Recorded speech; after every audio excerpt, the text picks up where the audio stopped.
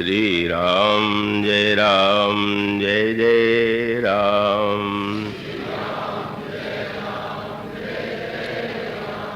श्री राम जय जय राम। श्री राम जय जय राम।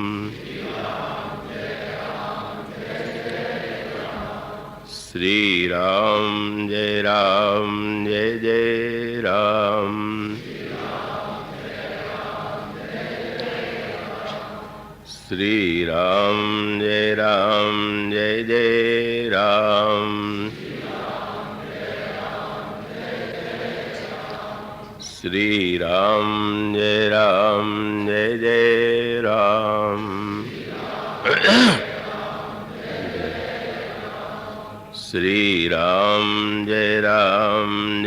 जय राम।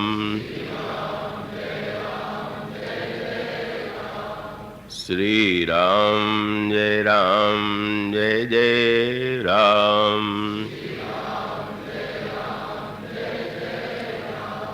श्री राम जय जय राम।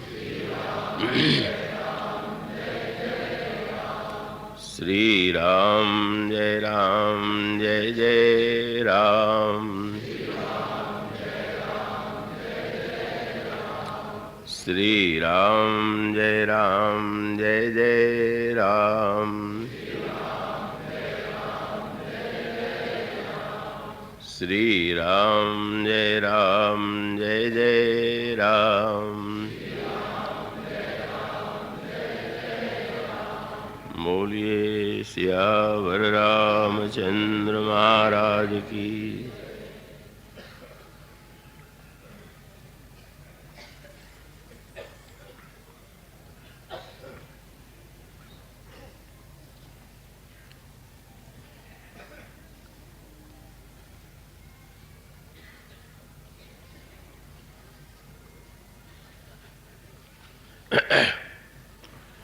आइए हम सब अपने आप को मनुष्य शरीर से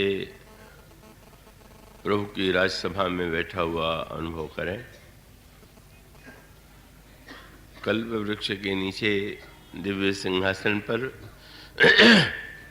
अखिल लोक लोचनाभिराम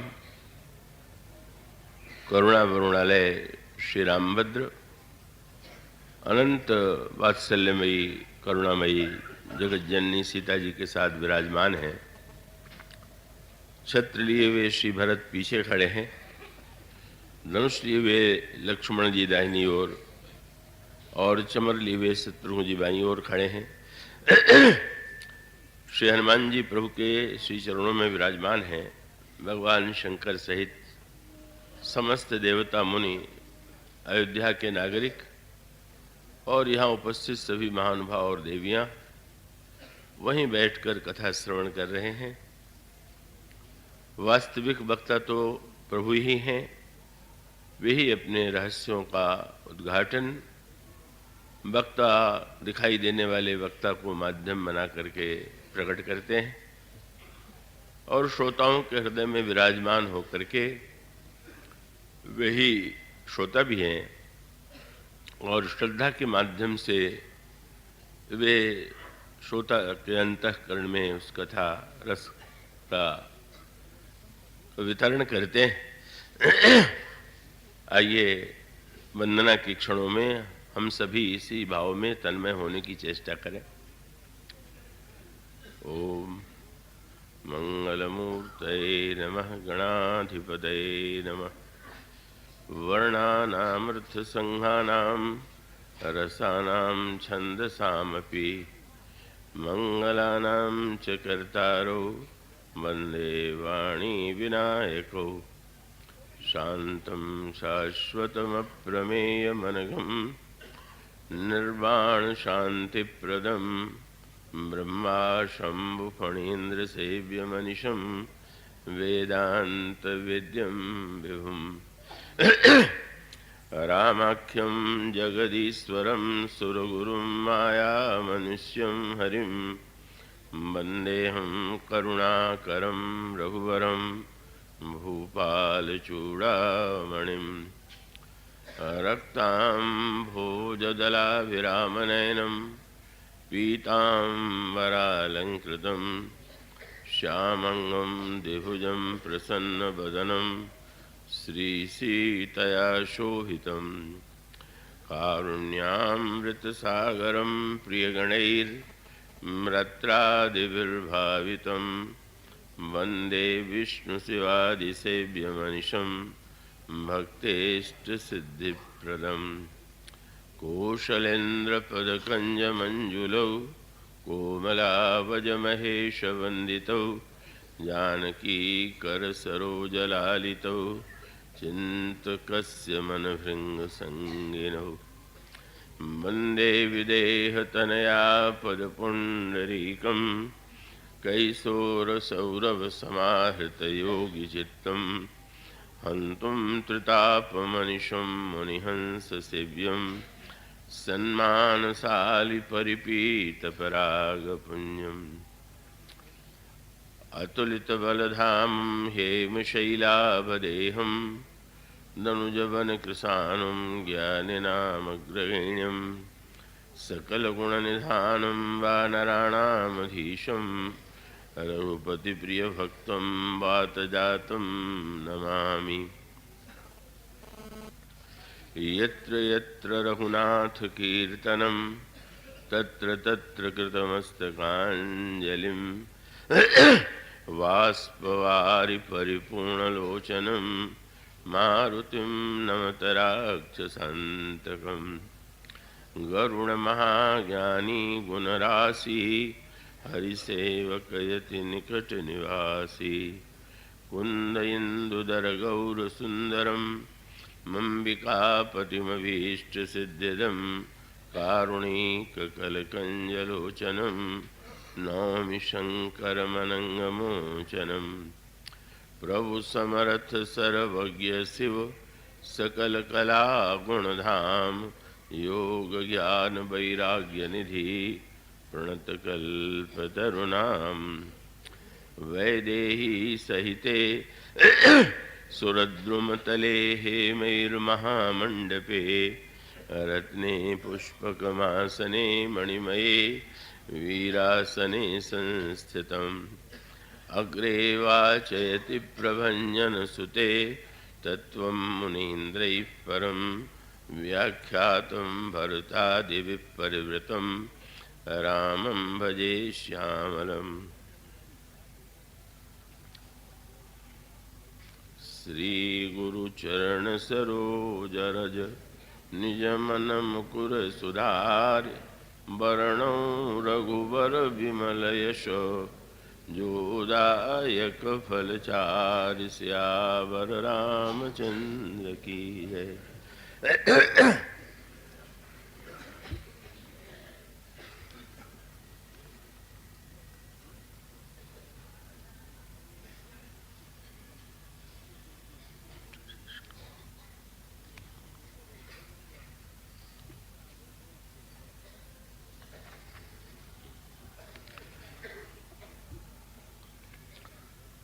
सतरूपहि बिलो की कर जोरे देवी मांग बर जो रुचि तोरे जो बरनाथ चतुर नृप मांगा सोई कृपाल मुहि अति प्रिय लागा। प्रभु परंतु सुठी होति ढिठाई यद्यपि भगत हित तुम ही सुहाई। तुम ब्रह्मादि जनक जग स्वामी ब्रह्म सकल उर अंतर्जामी। अस समुझत मन संशय होई कहा जो प्रभु प्रमाण पुनि सोई। ये निज भगत नाथ तब अहि जो सुख पामहि जो गति लहि। सोई सुख सोई गति सोई भगति सोई निज चरण स्नेह सोई विवेक सोई रहनि प्रभु। हम ही कृपा कर देव।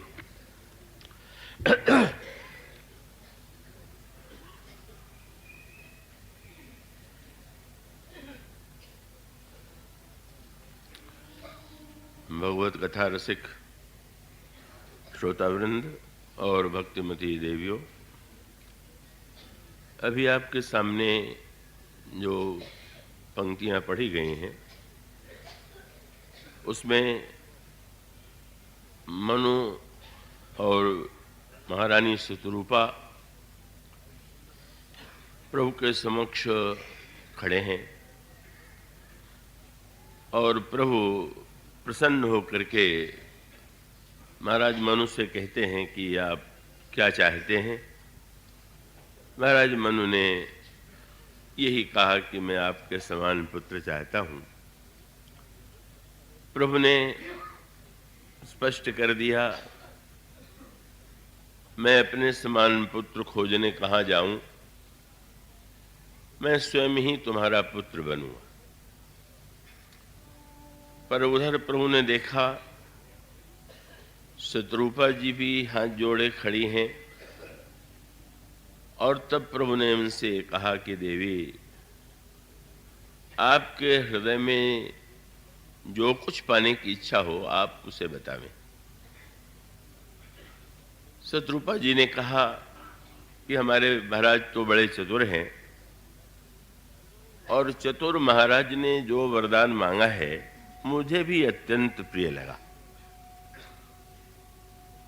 किंतु अब आप जब कहते हैं कि तुम कुछ याचना करो तो मैं आपसे यही निवेदन करूंगी कि आपके जो निज भक्त हैं उन्हें जो सुख प्राप्त होता है, जो गति प्राप्ति होती है, जो विवेक उनमें का व्यक्त होता है और उन भक्तों की जो रहनी है और आपके चरणों में जो स्नेह है का वो आप मुझे कृपा करके दें। प्रभु ने उनके इस याचना को स्वीकार किया। तो महारानी शतरूपा ने जिन 6 वस्तुओं की याचना की का उस प्रसंग में एक अनोखी बात कि क्रम यही था कि उन्होंने कहा, सोई सुख सोई गति सोई भगति सोई निज चरण स्नेह सोई विवेक सोई रहनी प्रभु हम ही कृपा कर देव। प्रभु ने इन 6 जो उनकी 6 प्रकार की मांग थी उसे स्वीकार तो किया, लेकिन एक अनोखा वाक्य उन्होंने जोड़ दिया। जैसे आप किसी को कोई पत्र लिखते हैं या किसी उस पत्र में अनेक पंक्तियां होती हैं, पर जिसको आप सबसे अधिक महत्व देना चाहते हैं, आवश्यक मानते हैं, उसके नीचे एक आप रेखा अंकित कर देते हैं, रेखा खींच देते हैं। तो रेखांकित कर देने का अभिप्राय यह है कि ये वाक्य तो सबसे अधिक महत्वपूर्ण है। अन्य वाक्य भी महत्वपूर्ण है, पर रेखांकित वह किया जाता है जिस पर व्यक्ति सबसे अधिक बल देना चाहता है। तो भगवान श्री राम ने अनोखा कार्य किया। उनकी याचना को स्वीकार करते हुए भी उन्होंने जो वाक्य कहा आप उस पर ध्यान देंगे तो स्पष्ट लगता है कि भगवान ने उन 6 याचनाओं में भी एक याचना को महत्व अधिक दे दिया। और वो क्रम क्या था? उन्होंने कहा कि आपने जो कछु रुचि तुम्हारे मन माही, मैं सो दीन सब संशय नाही। किंतु उसका अगला वाक्य प्रभु का बड़ा अनोखा था। महारानी कौशल्या ने जो वरदान मांगा था उसमें पहले सुख, बाद में गति, फिर भक्ति, उसके पश्चात विवेक और चरणों में स्नेह और रहने की याचना की थी। पर भगवान ने क्रम को बदल करके विवेक को रेखांकित कर दिया। उन्होंने ये कहा कि आपने जो मांगा है वो मैं आपको दूंगा, लेकिन एक वाक्य प्रभु का आप जब ध्यान से पढ़ेंगे तो उसका अभिप्राय है कि प्रभु उसमें मानो एक परिवर्धन कर देते हैं, संशोधन कर देते हैं। और वाक्य क्या था? प्रभु ने कहा, मां तू विवेक अलौकिक तोरे, कबहु न मिटी अनुग्रह मोरे। मां, मैं तुम्हें वरदान देता हूं कि तुम्हें ऐसा विवेक प्राप्त होगा कि जो विवेक जो है तुम्हारा कभी नष्ट नहीं होगा। अब अनोखी बात हो गई। शत्रुपा जी की मांग में सबसे पहली मांग है सुख। भगवान उसे देते हैं, लेकिन वो विवेक को सबसे अधिक महत्व दे रहे हैं। भगवान के द्वारा जो ये क्रम परिवर्तित कर दिया गया और विवेक पर इतना बल दे दिया गया कि प्रभु ने कह दिया कि ये सब देता हूं, पर आपका विवेक कष्ट नहीं, आपका विवेक नष्ट नहीं होगा। तो इसके पीछे भगवान का क्या भाव था? और वह उत्तर बड़े महत्व का है। और ये है कि वस्तुतः इन 6 वस्तुओं में का विवेक को भगवान सर्वोच्च महत्व देते हैं। अब इसको यूं कहें कि व्यक्ति के जीवन की सर्वोच्च आकांक्षा सुख है। प्रत्येक व्यक्ति चाहता है कि हम जीवन में सुख प्राप्त करें, पर भगवान जब सुख से भी पहले विवेक की बात कहते हैं तो उसके पीछे निहित तात्पर्य क्या है? कि अगर व्यक्ति में विवेक का अभाव हो, विवेक तो आधार है, विवेक तो मूल है, और वो विवेक यदि उसमें नहीं है तो वो वस्तुतः सुख का सच्चा जो स्वरूप है न उसे समझ सकता है और न तो उसका सच्चा सदुपयोग कर सकता है। और इसका अभिप्राय यह है कि वस्तुतः अगर आप गहराई से विचार करके देखेंगे तो स्पष्ट लगेगा कि भगवान विवेक को इतना महत्व क्यों देते हैं। अब सुख के पहले विवेक के का अभिप्राय यह है कि भाई सुख क्या है का इसको लेकर के अनेक परिभाषाएं, और जिस व्यक्ति के सुख की जो परिभाषा है का वह भगवान से जब याचना भी करता है, का संसार से भी लोग वस्तुओं की याचना करते हैं और भगवान से भी सुख की ही इच्छा प्रकट करते हैं। पर सुख की इच्छा प्रकट करते हुए व्यक्ति के मन में जो सुख की परिभाषा है वो भगवान के सामने स्पष्ट कर देता है। क्यों? कमानो व्यंग ये है कि व्यक्ति को ये डर लगता है कि कहीं भगवान के सुख की अपनी कोई परिभाषा तो नहीं है, तो वो हमारी जो सुख की व्याख्या है, सुख की परिभाषा है, आप वही सुख मुझे दीजिए। प्रत्येक व्यक्ति ही चाहता है। और साधारण लोगों की बात तो क्या है, कदेवर्षि नारद के द्वारा इसी की ओर तो संकेत किया गया। कदेवर्षि नारद ने विश्व मोहिनी का सौंदर्य देखा और देख करके उनको ये लगा कि यह अद्वितीय सौंदर्य तो मुझे प्राप्त हो जाए, यह राजकुमारी मेरा वर्ण करे तो कितना अच्छा हो। और इस आकांक्षा की पूर्ति के लिए वे भगवान की दिशा में बढ़ते हैं। और भगवान की ओर जाते हुए वो एक वाक्य उनके मुंह से मन में निकला, मैं कहाँ जाऊं? उतावलेपन में उन्होंने कहा, पर कहा कि मोरे हित हरिसम नहीं कोऊ, और यही अवसर सहाय सो हो। मेरा हितैषी तो भगवान से बढ़कर के कोई नहीं है, अब इस अवसर पर वही मेरी सहायता करे। और ये वाक्य उनके अंतर मन में आया और अद्भुत बात हुई, भगवान स्वयं ही प्रकट हो गए। देवर्षि नारद को क्षीरसागर या वैकुंठ में नहीं जाना पड़ा, भगवान उनके सामने थे। और तब भगवान से उन्होंने याचना किया। तो अब देवर्षि नारद के सुख की जो परिभाषा है वो तो यही है कि विश्व मोहिनी से यदि मेरा विवाह हो जाए तो इससे बढ़ करके अन्य कोई सुख नहीं हो सकता। और इसलिए भगवान से उन्होंने स्पष्ट कह दिया और बता दिया कि महाराज मैं ये चाहता हूं कि आप अपना रूप मुझे दे दीजिए। क्यों? क्योंकि मुझे लगता है कि बिना आपके रूप के मैं उस कन्या को पाने में समर्थ नहीं हो सकता। देवर्षि नारद को लगा कि कवियों देवर्षि नारद भी बड़े सुंदर हैं, पर उन्हें यह ज्ञात है कि विश्व में अनगिनत सुंदर हैं, देवता भी अनेक सुंदर हैं। तो वो ये आशंका कि विश्व मोहिनी कहीं दूसरे का वर्ण तो नहीं कर लेगी, इसलिए सीधा कि भाई भगवान सबसे अधिक सुंदर है, तो इनका सौंदर्य यदि मुझे मिल जाता है तो विश्व मोहिनी प्राप्त हो जाएगी। और तब भगवान से उन्होंने कहा कि महाराज, आपन रूप देव प्रभु मोही, आन भांति नहीं पामो ओही।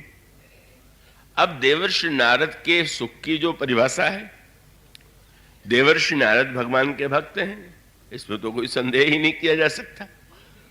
पर उस समय उन्हें जो सुख की परिभाषा उनके अंतर मन में है, भगवान उसे स्वीकार करें कि अस्वीकार करें। और तब भगवान बड़ी अनोखी बात कहते हैं। भगवान ने कहा, नारद, मुझे बड़ी प्रसन्नता है कि तुम्हारे मन में ये इच्छा उत्पन्न हुई और साथ साथ तुमने मुझे ही इसके लिए मेरे पास ही मुझसे ही अनुरोध किया। तो प्रभु जो शब्द वाक्य कहते हैं उसमें वो स्पष्ट संकेत कर देते, और संकेत यह था कि देवर्षि, अगर कोई रोगी व्यक्ति कुपथ्य मांगता हो तो कुपथ्य तो स्वादिष्ट होता ही, और वस्तुतः जितने रोग होते हैं वो स्वाद वृत्ति के कारण ही अधिकतर होते। तो अगर वैद्य से रोगी कुपथ्य मांगे तो उसे वैद्य देता तो नहीं है। और इसी तरह से मैंने भी तुम्हारा, जब तुम्हें हितैषी मानते हो तो मैं तुम्हारा हित करूंगा। भगवान कहते, कुपथ मांग रुज व्याकुल रोगी, और वैद्य न देय सुनहु मुनि जोगी, यही विधि हित तुम्हार मैं ठहूं, कही अस अंतर हित प्रभु भयऊ।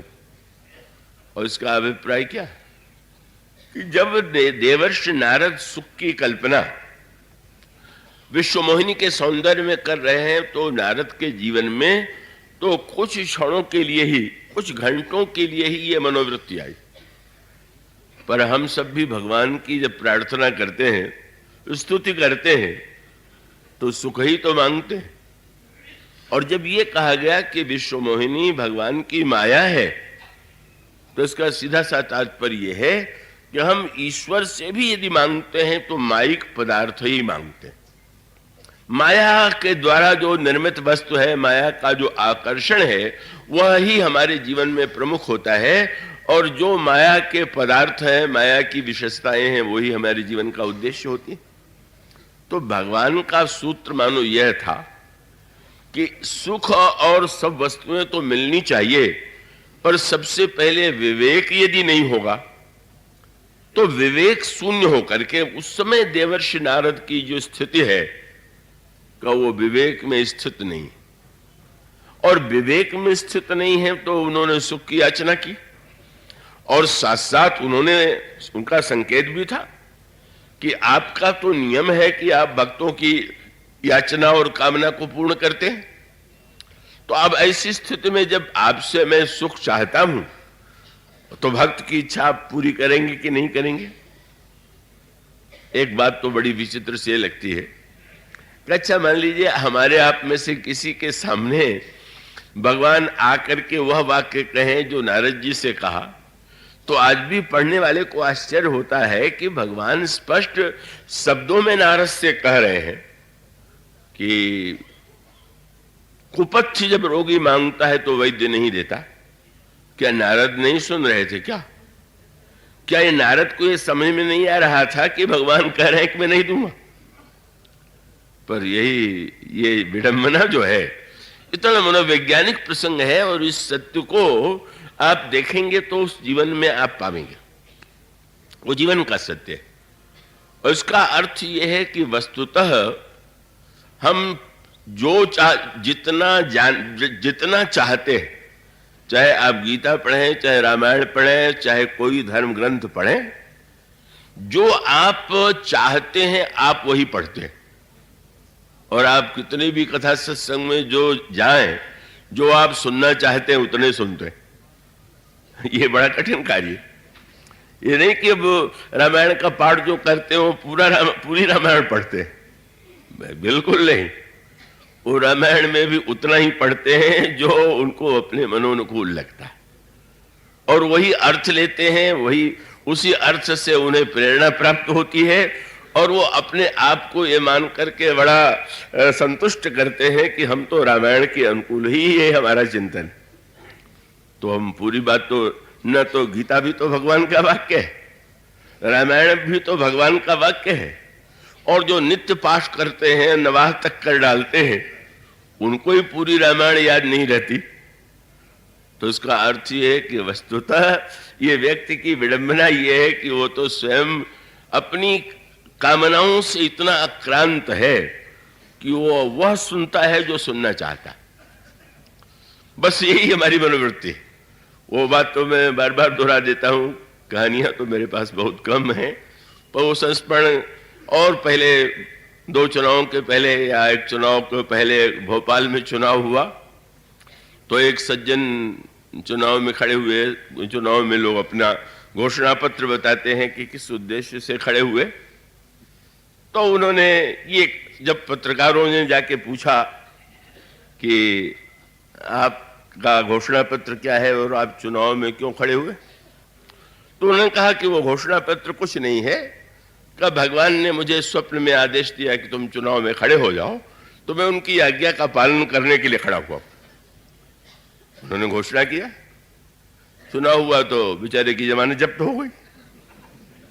उनको बड़ा बुरा लगा कि भगवान ने स्वप्न में मुझे आदेश दे दिया, और क्या इसी हरवाने के लिए दे दिया क्या? तो उसका अभिप्राय क्या? वो जिन भगवान को देख रहे थे और भगवान का आदेश सुन रहे थे, वह तो उनके मन के ही निर्मित भगवान थे, और मन के द्वारा ही निर्मित भगवान की आज्ञा थी। कहीं उनके अंतःकरण में जो वासना रही होगी किसी समय लोगों के संदर्भ में, इसलिए वो भावना लेकर के वो सोए, उनका मन ही भगवान बन गया, उनके मन के भगवान ने ही आज्ञा दे दिया। और रामायण में तो इसका बड़ा विस्तृत विवेचन है। जब ये कहा गया कि रावण जब बंदरों से युद्ध करता है तो रावण के रूप में ही युद्ध नहीं करता, लिखा हुआ है कि ऐसे भी अवसर आते हैं कि जब रावण ने अपनी माया शक्ति के द्वारा प्रगटे वो विपुल हनुमान, अनगिनत हनुमानों का निर्माण रावण ने कर दिया, और वो जितने हनुमान हैं सबके हाथ में पर्वत, और वो पर्वत लेकर के जब हनुमान के इतने रूप प्रकट हो गए तो बेचारे बंदर तो अब संत्रस्त हो गए। हम राक्षसों पर प्रहार करें पर हनुमान पर कैसे करें? कितना दार्शनिक ये संकेत। रावण हो, कुंभकर्ण हो, राक्षस हो, पर रावण की माया जब हनुमान के रूप में हो तो बंदर चकित हो जाते। और उससे भी बढ़कर के गोस्वामी जी ने एक जो सूत्र दिया और गंभीर, और ये है कि रावण ने हनुमान को ही प्रकट नहीं किया। अब हनुमान जी पर तो कोई प्रहार कर नहीं रहा है, जो इतने हनुमान दिखाई दे रहे हैं, बंदर जी रहे हैं, तो भगवान राम को बाण चला के उन हनुमानों को मारना पड़ा। भगवान राम और हनुमान जी का प्रहार करके उनको विनष्ट कर दें, वो वास्तविक हनुमान नहीं है, वो तो आकृति में दिखाई देते हैं, पर वो वस्तुतः रावण की माया। और उससे भी आगे बढ़कर के गोस्वामी जी ने लिखा कि एक ऐसा भी जब अवसर आया तो रावण ने अनेक और राम भी प्रकट कर दिए। उस लंका के युद्ध में राम न जाने कितने रूपों में दिखाई देने लगे, और कितना बड़ा सूत्र दिया हुआ है कि वो ये राम का स्वरूप इतना विचित्र था कि सो माया रघुवीर ही बांची, लक्ष्मण कपिन सो मानी सांची। इतने योग्य बंदर थे फिर भी वो निश्चित नहीं कर पाए, और उनको सत्य प्रतीत होने लगा। यह हमारे आपके जीवन के लिए बड़े महत्व का सूत्र है, और ये सूत्र अगर लोग समझ लें कि भक्ति का जो सरल अर्थ हम लोगों ने ले लिया है, भक्ति अत्यंत सरल भी है और भक्ति अत्यंत कठिन भी है। उसका अभिप्राय है कि हम तो किसी को भी भक्त, अपने को भी भक्त मान लेते हैं, दूसरों को भी भक्त मान लेते हैं, पर भक्ति का जो तत्व है वह तत्व यह है कि वस्तुतः जो हम समझ रहे हैं का ये क्षमता है कि नहीं। और तब वो बड़े महत्व का सूत्र है कि ऐसे अवसरों पर अगर भ्रम हो तो व्यक्ति भगवान का आश्रय लेकर के ही बच सकता है, नहीं तो व्यक्ति के ठगे जाने का, विनष्ट हो जाने का महान भय बना ही रहता है। इसका अभिप्राय यह है कि वस्तुतः हमारे मन की जो मोह की वृत्ति है, रावण अगर मूर्तिमान मोह है तो हमारे अंतःकरण का मोह ही कभी इन रूपों में हमारे जीवन में आता है और उसको पहचानने की क्षमता व्यक्ति में नहीं होती है, इसका अभिप्राय। तो सीधी सी बात है ग्रंथों में जब हम पढ़ते हैं तो उन्हीं पंक्तियों को पढ़ते हैं और वो हम सब भी तो रेखांकित करते हैं ना। जैसे भगवान ने विवेक को रेखांकित कर दिया तो हम लोग भी उस कला में कम निपुण थोड़ी है। हम लोग तो निश्चित रूप से जहां जहां अपने स्वार्थ का समर्थन हो वो रेखांकित कर देते हैं कि ये रामायण का सबसे बड़ा सिद्धांत यही है। तो देवर्षि नारद ने क्यों नहीं सुना? सुनने के लिए आवश्यकता है कि मन, जब आप सुने तो सुनने का नियम क्या है? क्या लगता तो यह है कि आप कान से सुनते हैं, पर वस्तुतः कान के साथ अगर मन संयोग न करे, मन सहयोग न दे तो आपको सुनाई नहीं देगा। और अगर कान और मन के साथ मन अगर लगा हो कान के साथ, मन से सुनाई भी दे जाए पर बुद्धि काम न करे तो आप सही अर्थ नहीं ले पाएंगे। ये एक थोड़ा प्रसंग यूं तो जटिल सा है पर समझने योग्य।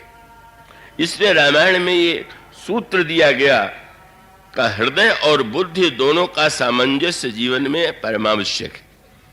गोस्वामी जी ने कहा, हृदय सिंधु मति सीप समाना, स्वाति शारदा कहें सुजाना। हृदय के समुद्र में जब वो कहते हैं बुद्धि की भूमि हो, और इसका सीधा सा तात्पर्य यह है कि जब विवेक शून्य व्यक्ति होगा तो जो मन नहीं लगाएगा वो सुनेगा नहीं, और विवेक अगर नहीं होगा तो व्यक्ति सही अर्थ ग्रहण नहीं कर सकता। तो नारद जी की स्थिति क्या है? भगवान ने ज्यों ही कहा कि नारद मैं तुम्हारा हित करूंगा, उतना वाक्य तो सुन लिया उन्होंने, और सुनने के बाद मन कहां चला गया? भगवान सामने थे। अब यहां आप इतने श्रोता बैठे हुए हैं, यह आवश्यक थोड़ी है कि सब सुन नहीं रहे कथा। आप अनुभव स्वयं करते होंगे कि कभी कभी आप कथा में बैठे हुए हैं और आप सामने को लगेगा ये बोल रहे हैं वो सुन रहा है, और इतने जोर से वक्ता चिल्ला रहा है तो सुनाई दे रहा होगा, पर व्यक्ति तो कहां सुनता है। नारद मन से कहां चले गए? बोले भगवान ने तो अब कह ही दिया कि अब हम तुम्हारा हित करेंगे। और तब कल्पना में वो दृश्य आ गया मन में कि अब स्वयंवर सभा हो रही है, उस स्वयंवर सभा में राजा आए हुए हैं, मैं भी भगवान का दिया हुआ रूप लेकर के बैठा हुआ हूं, वो विश्व मोहिनी आ रही है, मेरे गले में जयमाल डाल रही है। भगवान दिखाई नहीं दे रहे हैं, दिखाई दे रही है विश्व मोहिनी और उसकी जयमाला। मानो उस समय देवर्षि नारद अगर विवेक में स्थित होते दोनों भगवान के वाक्यों का सही अर्थ लेते। अगर उनका मन सचमुच भगवान के चरणों में होता दोनों उन्हें सही सही पूरी बात सुनाई देती। और इसलिए सर्वश्रेष्ठ का सूत्र यही है कि वे जीवन में सबके मूल में विवेक जो है, जो वस्तु भगवान से याचना करनी चाहिए कि प्रभु जो है, इसलिए प्रभु ने क्रम बदल दिया, और बदल ही नहीं दिया, प्रभु ने सचमुच वैसा ही व्यवहार कौशल्या जी से किया। तो कौशल्या जी से जो व्यवहार किया उसका आप देखेंगे, उसमें पहले प्रभु ने विवेक ही दिया, विवेक के बाद फिर सुख। ये क्रम आपको रामायण में मिलेगा। तो अब विवेक जो भगवान देते हैं उसका क्रम आइए कल की कथा से थोड़ा जोड़ करके उसको हृदयंगम करने की चेष्टा करें। कौशल्या जी ने एक वाक्य जोड़ दिया था जिसकी चर्चा कल कथा के अंत में की जा रही थी कि उन्होंने जब सुख या अन्य वस्तुओं की याचना किया तो एक शब्द जोड़ा उन्होंने, और वह शब्द था कि आपके जो निज भक्त हैं,